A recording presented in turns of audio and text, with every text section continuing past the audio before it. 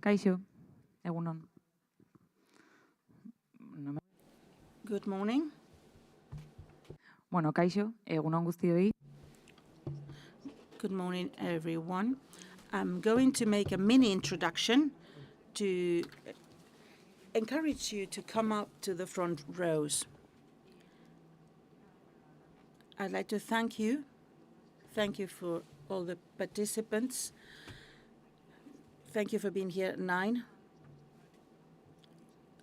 In festival, we've been working with LGTI, the Observatory for Equality in Radio Televisión Española. Estamos realmente contentas con el trabajo que We're very happy with the work that we've been doing the last few years, and I hope this conversation will be consolidated in the future. I hope we'll draw interesting conclusions. I'm going to give you some detailed information. You will have coffee during the whole of the session. The transits between sessions are going to be as fluent as possible. We will leave time for questions, and I will give you the floor to Jorge and Elena from ODA and the first session.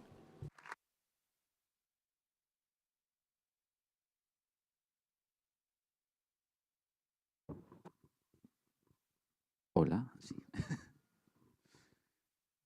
Bueno, gracias, lo primero. Thank you very much, first of all. Hola, sí. Hello. Let's start, because we have slides. We're ready. If you don't know me, we are ODA, the Observatory of Diversity in Media in Spain. ODA analyzes how the representation of diversities in series and cinema is shown in Spain. We want to have data helping us to understand how is this representation, not just in terms of quantity, but in terms of quality too. We draft annual reports for ODA LGBTQ+. This we have also a report against. También celebramos los premios ODA a final de año, un poco para también celebrar la... Report about racism against fat people. We have counts advising people, and please, you can ask. It's 9 in the morning. It's good to open up a debate. So don't be shy. You can use the right terms. We're here for that. So we can open up a debate, so don't be shy. It's called the traps of diversity because people speak from the reactionary standpoints. And diversity is used as an alibi in order to take to reduce our rights. So we're not going to enter into ideologic frameworks, but we wanted to put this on the table. We have data. We're going to speak about data. That's important because it's not about quantity in diverse people, but we need to represent. But sometimes there are stereotypes and small traps. So we're going to show you the most typical traps because our idea is to make them disappear. So let's start with some data.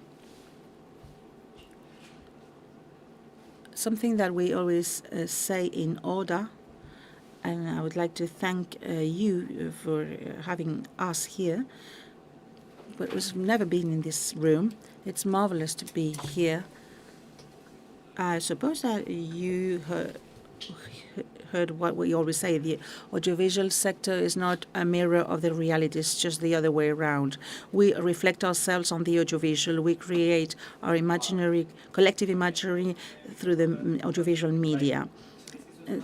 This is why this is so important to work on the audiovisual media and give data. These are the only quantitative data that we're going to show you because we will analyze the qualitative data that we have about narratives and how we fall into traps with typical narratives. But it's important to see the figures, facts and figures. And here we insist a lot on different elements. There's a census. Sometimes we speak about disability. There are censuses about people with disabilities, and some of the times we try to see that, to show that we are underrepresented. But we don't need to have an exact representation. This is not our claim. Maybe the audiovisual sector doesn't have to continue with a reality. It's aspirational. The audiovisual product has to represent what exists, and we want to show it. We are continuing to show stereotypes and violences that surround us. So we need to go beyond. Here, populations. In Spain, 10% of people live with a disability. In fiction, it's only 4%. These figures understand disability as something very specific. In the case of diverse bodies, it's only 7%. On the population data, these people are stigmatized, and more than 50% of the population in Spain does not enter within the normal weight type of people. So we are not represented. On the right, you see the number of fat characters on the media. In animation, you can see it. In Disney animation, you realize that the stereotypes have been very common in the last decades. LGBTQ plus characters have been codified. It wasn't verbal, it wasn't clear, and there were always the bad characters, the evil characters. But when our collective is reduced to something, is that it's becoming problematic for fat people too. In these examples, the bad people, and sometimes they're not the real bad ones, but the stupid ones. These are supporting characters. Sometimes they're happy people, stupid people. This is the representation of fat people. And this affects us in the way we write. When you try to write, your references are the characters that you've seen in the media, in cinema, and in series in the past. And these are the typical stereotypes. And these ideas remain there. One of the places where we see that there is a problem, the problem of understanding, and where we find these diversity traps is precisely in comedy. Comedy has a great potential, and it can change things. The problem is when people use diversity as in this way to continue with stereotypes. En lo cómico, en lo que... To perpetuate stereotypes, because it's funny and you laugh at it. It's the punch-time comedy, when you do the comedy for oppressed people. And this is the norm. Unfortunately, it's the norm. And it comes out of this imaginary that Elena was mentioning before. I encourage you, because we have a podcast called Corten in ODA. There's an episode where we speak about racialization, but there's a famous comic. He makes an analysis in the podcast about punch-time comedy.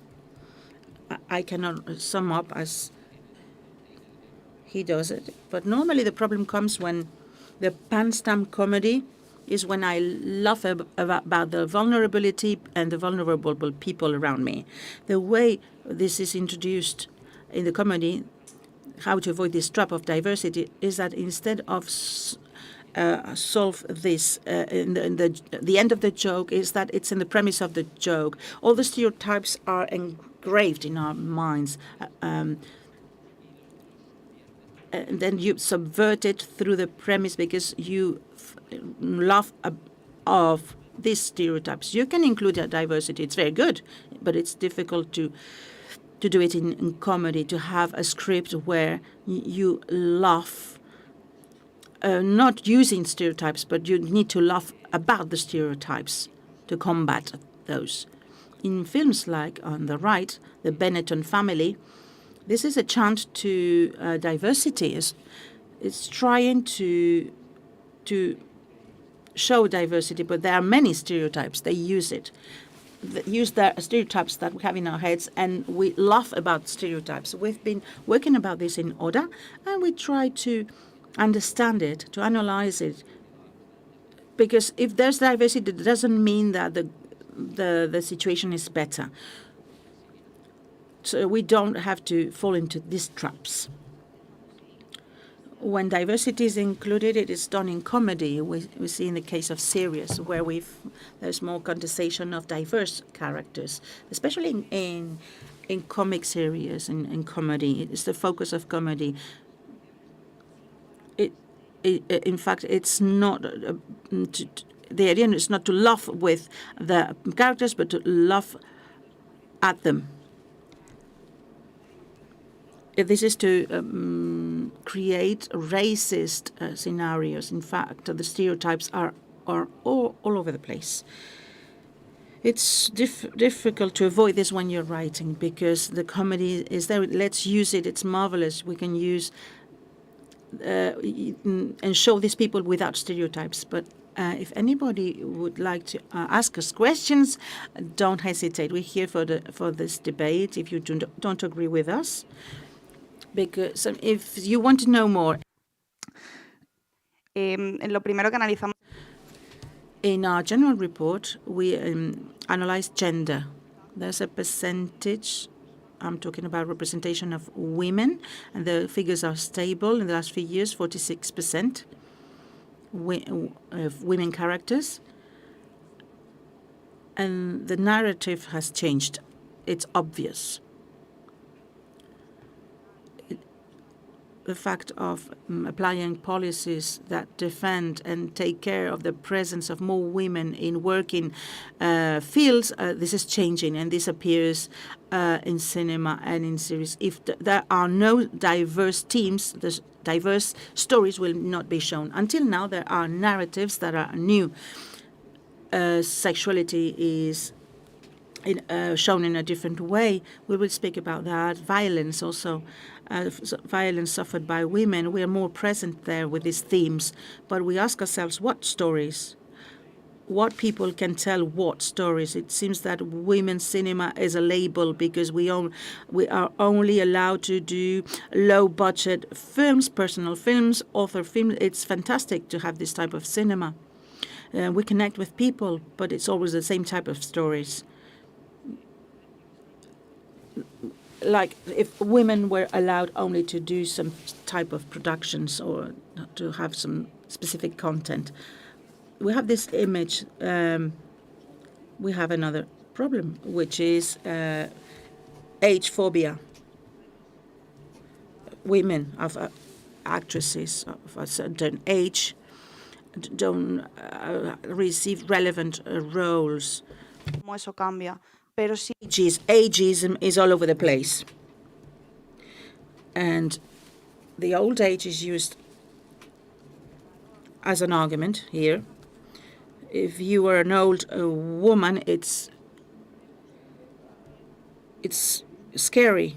And this is the same type of problem with fat phobia, especially with naked women. Their bodies are out of the norm. If they were younger, that wouldn't be the case. But now we want to see old people that have normal bodies and natural bodies. But it's not the only reality. So there's a conditioning of spectators. So we need to understand what we include in the report. We have a team of 90 volunteers. We do the viewing of productions, and there's a team of very diverse people. And we want to know what is the perception that we have of all that we see in series and films. Pasamos ahora a tema de racialización. Let's go over to racialization. The trap when we try to rationalize, and when we talk about rationalization and when we analyze these narratives, is that we limit these narratives where rationalized people appear.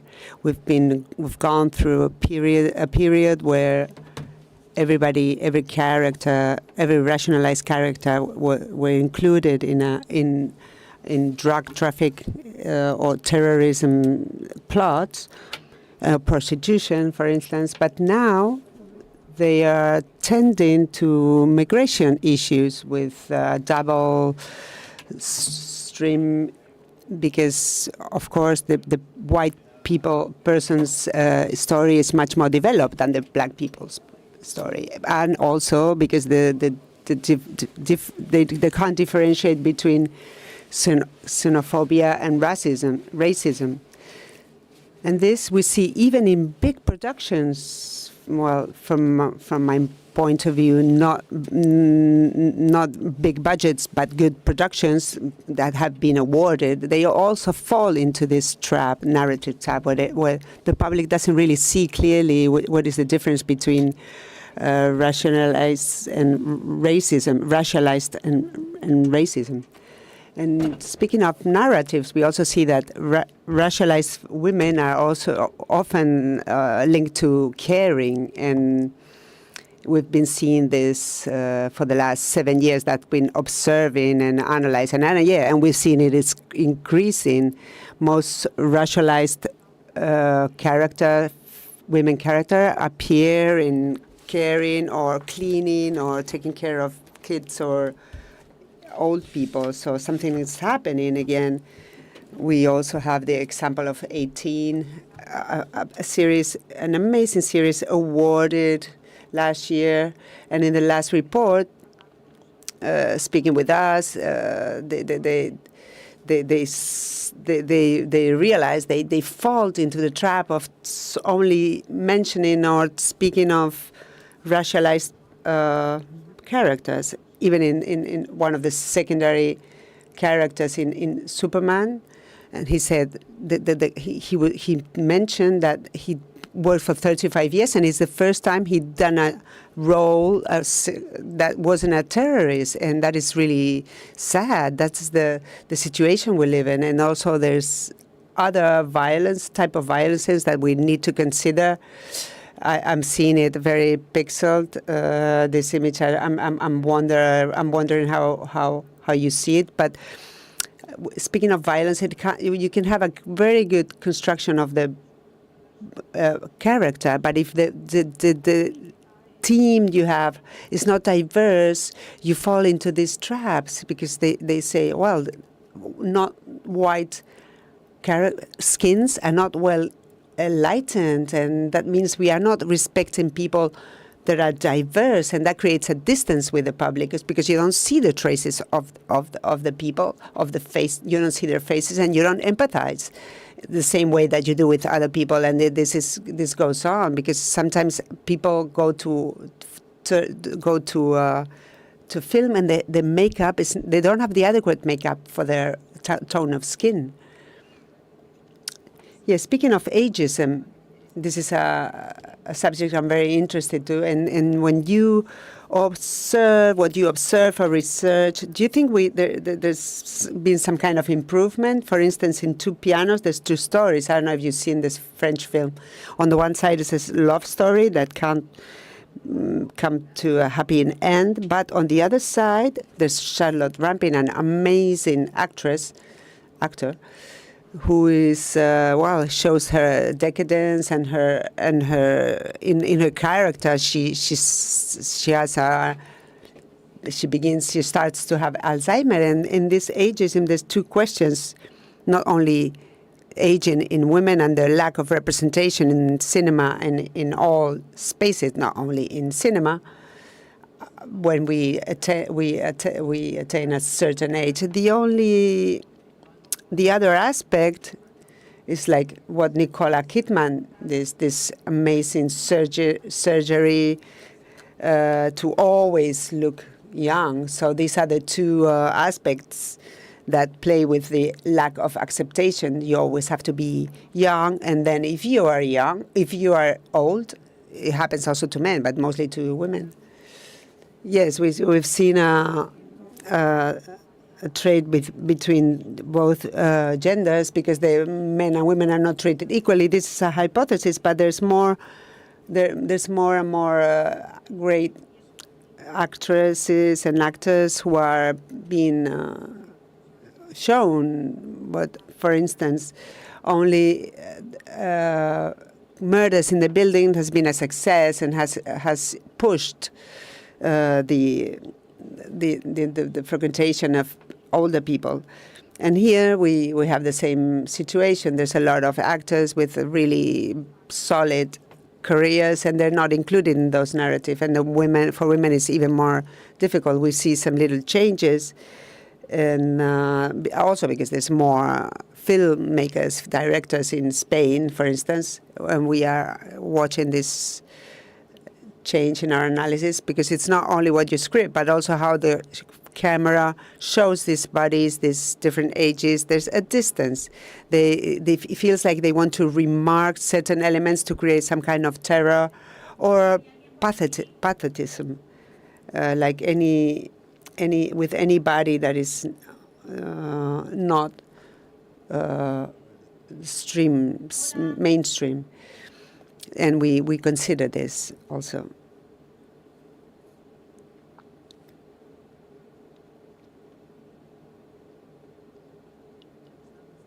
Hello, I was thinking about makeup, because this is something that really annoys me. When I was young, I did photos, and I had very clear the tone of skin, oranges for darker skins. But now I see it more and more often that, especially in women, Afro-American origin or African origin people, their skin is much clearer on the face because they've been used to makeup that is not appropriate for the tone of skin, and you can really see the mark at the neck level, and then the copy, and this really disturbs me because I don't even know why they do it. Or something else, tones that suddenly have like higher, clearer tones in some parts of their faces, and this doesn't happen in other protagonists. This you're mentioning is very interesting because you've just detected some kind of violence, a kind of violence that maybe from our point of view wasn't that obvious, and this has come up in talks where racialized people are really angry. We're really angry because the violence that this generates to come to a set and feel like completely powerless, and you have to take what they give you, and you're exposing your body, your skin through this filter that you just mentioned, and this is utterly violent, and you feel completely powerless. You can't complain, and it's important that we become more and more conscious about it, because this is terrible. Yes, because if there's no diversity in the team, if you have somebody who's racialized in the team, they might be able to observe this, if there's spaces where this can be talked about. You have to be able to do this exercise, and you have to be able to make this reflection. If you hire more racialized people, this is not as likely to happen, and this also happen with fat people. If you're hired to do a commercial, there's no clothes for your size. They're not respecting your job. If there's two actresses and one is white and the other one is black, they can't do the job equally if they're not equally well makeup. They used to the makeup, and this becomes obvious at the end because not everybody has the ability to see it, but there is something. We also wanted to talk about subtitling, because there is violence in subtitles. Some realities are made invisible, but in case of racialized people, there's characters, for instance, that is from Asian origin with the same, and they speak the same accent as I do, and on the subtitles they use L to replace the L's, and that is completely changes the way you see the production, and it's a lack of respect. And also, the people who are hearing impaired, they won't understand the same thing that I do on the film, and this is a double racism. Especially, it happens the same with non-binary people. Their pronouns are not respected. For instance, in English, it's more naturalized, but it's complex in Spanish language, and it's often not translated, and they just make up a pronoun. And this is also a type of violence, which are not strictly narrative, but they are very, very present. Yes, the accents, it's surprising how a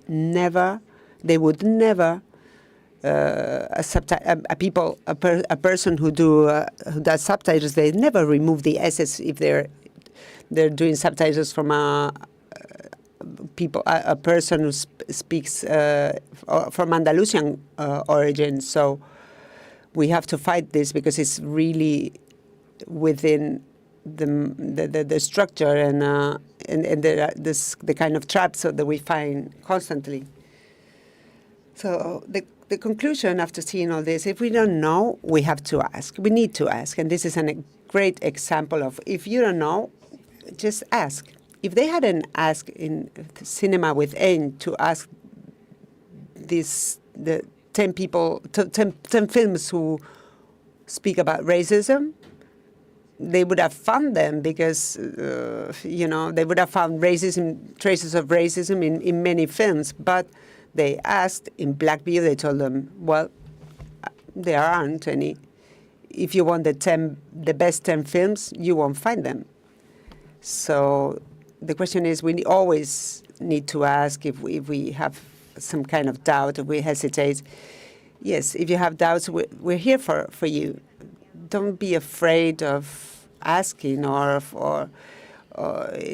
diversity is difficult and it's constantly changing, and this is good because it means that we're constantly trying to improve. So whatever you don't know, just ask, and let's create this space for conversation.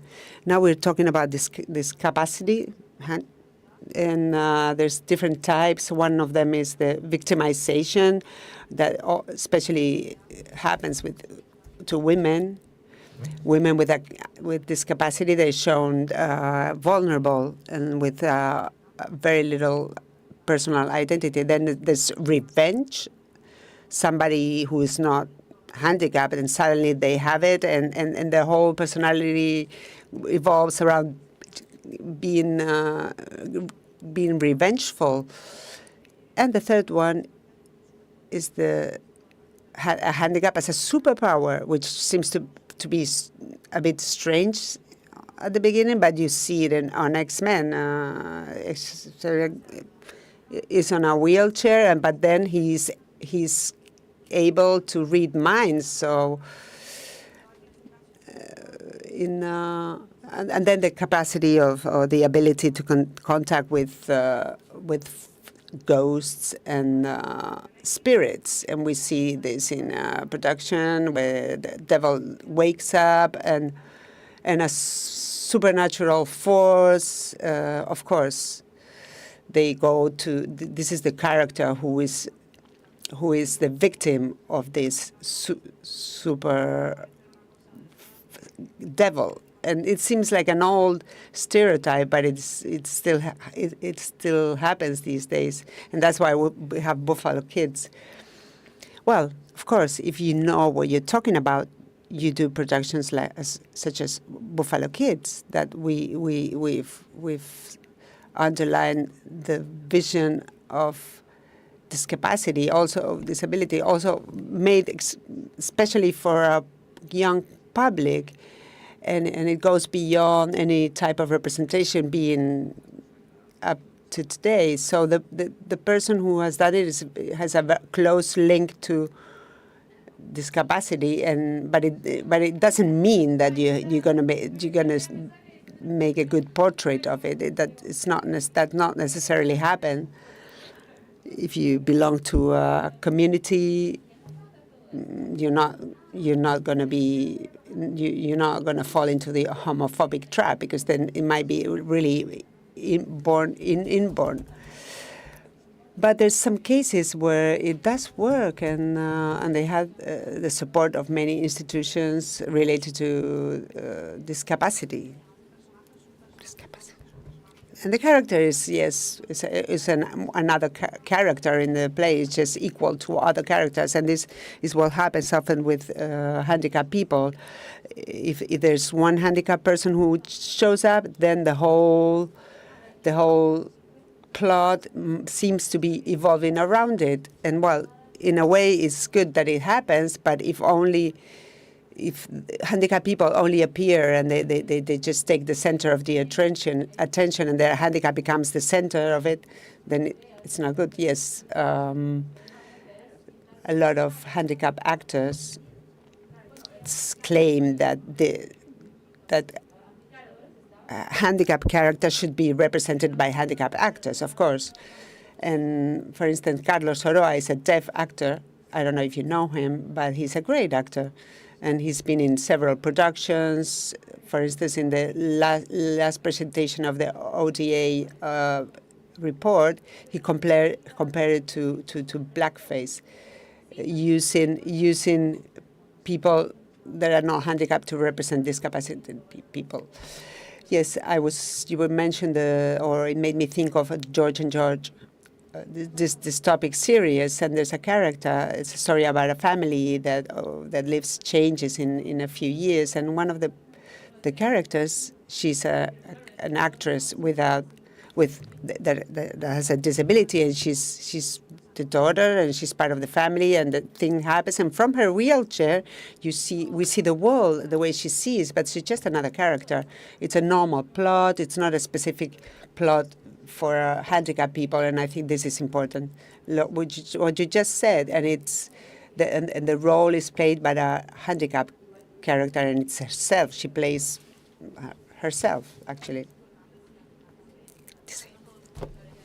Yes, it is important. Not everybody has the same opportunities to work, so we'll talk about when we come to the trans.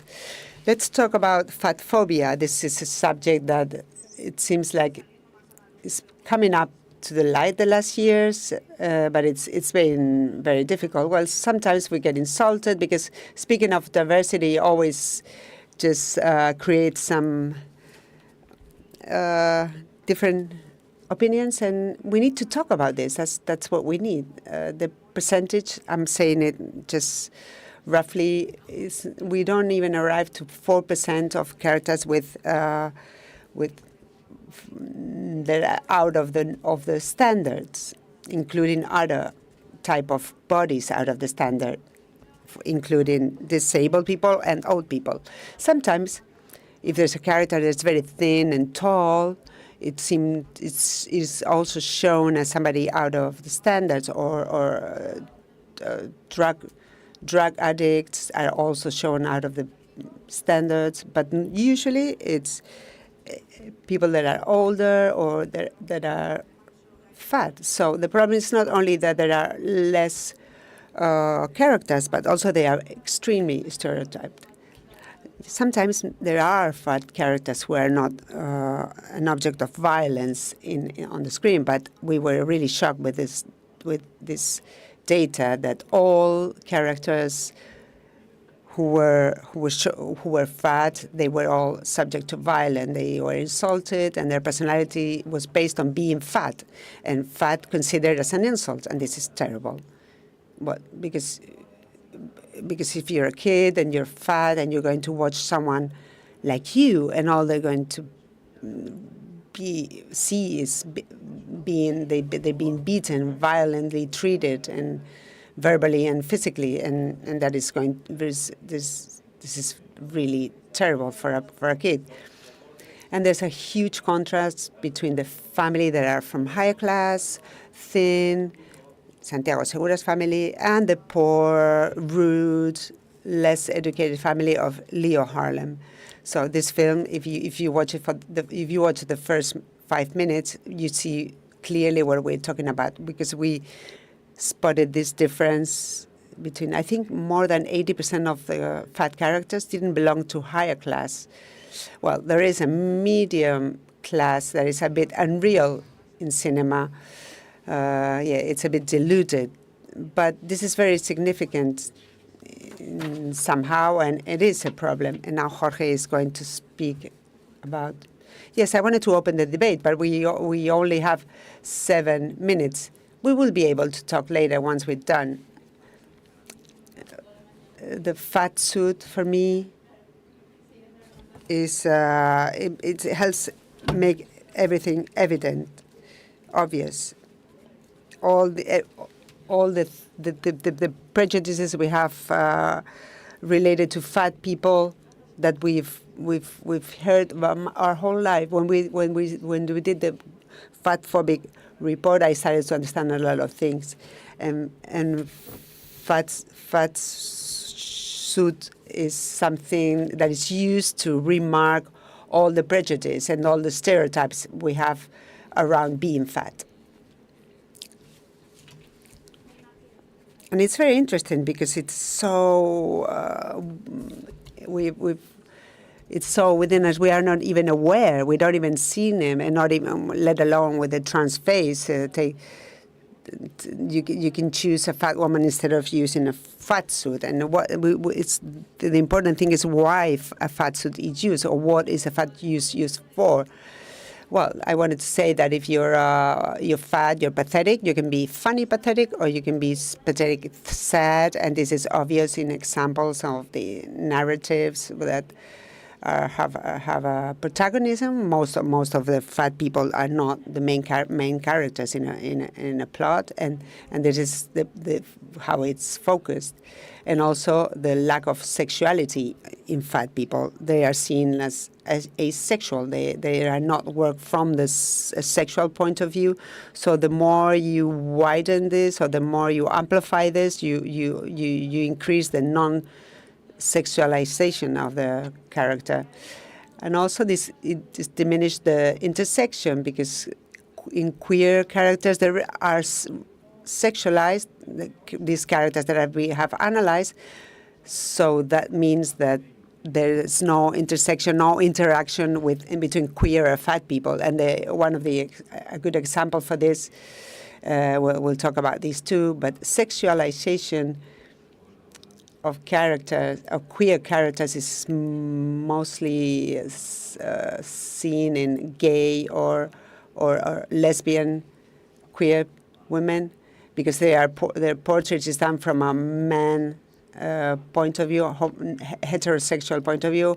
Even though, well, we do see a change, we have been seeing a change in the new series and films, but the narratives are often linked with drug addiction, and this is something that we observe constantly.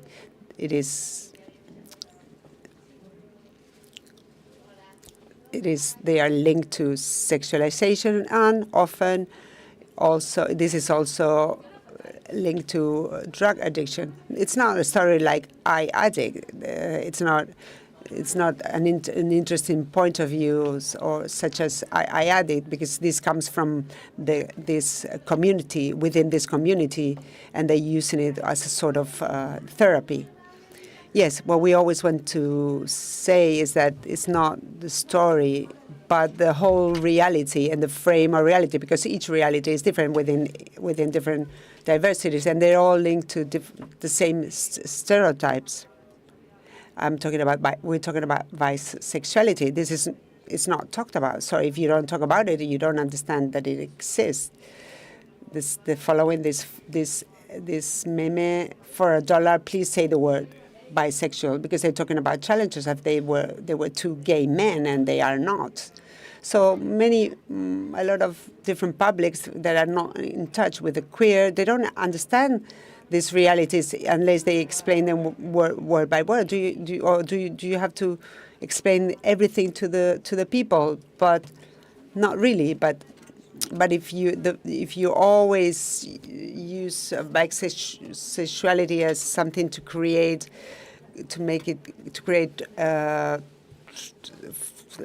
multi-group love. This is where we are. If we speak about the trans collective, it's hard to believe that at this point, and after all that's been claimed, we still fall into some representations of trans characters. These are old, but the cis men with a wig, and we've seen these for so long, and even after all these years, after all this evolution, we still find films that are very interesting in a way, and which have a vision that is very interesting to analyze and opens paths. For instance, Norberta, but this all becomes blurry because you pick up a character, which is also a very famous actor, and you put a wig on him. So this is a clear violence because it makes trans women invisible, and also because what they're doing at the end of the day is creating the idea that they don't exist. I understand this issue about visibilization, because I think not all actors have the same opportunities, but at the end, it's all about it. This is being an actor is about this. You can play anybody you want. So this is a very conflictive matter. I can't remember the name of this Danish actress. I think I saw him in an interview recently, and he said that he regretted having played this role, and this was quite remarkable, because at the end of the day, being an actor is about that. But I also understand the point of view of the need of giving equal opportunities to everyone. Yes, everybody deserves to be given the same opportunities, because we're talking a very vulnerable community, mostly when we speak about work. But it's also a matter of collective imaginary. We've been building our world through everything that we've seen, and we've been seeing people with wigs, or men with wigs. If you see Eddie Beckman, with a very well-known actor with a wig, you think that, well, he's transsexual because he has a wig.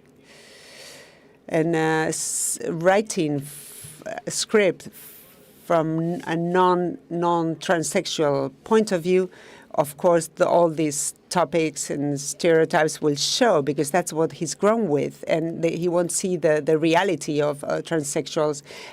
But to the moment, until we stop telling all these stories, that without everything that would include, or if you had a transsexual person telling the stories, the debate would be completely different. And we could even talk about it a bit further, because some people say, okay, well, gay characters have to be played by homosexual people. Well, let's analyze this. Let's talk about this. But when we come to transsexual people, there's a legacy of terrible decisions, and we should be consider doing it. Yes. So it's different. And we are told that we have to stop now. Non-binary characters are suffering the same violence. They are hyper-feminized. We're going to speak about that later on.